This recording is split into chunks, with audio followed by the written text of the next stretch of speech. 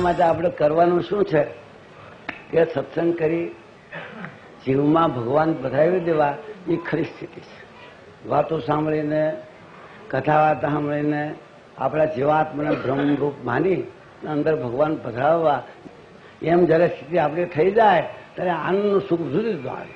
આત્માનું સાચું જ્ઞાન થઈ જાય ત્યારે દેહ દશા બધી નીકળી જાય.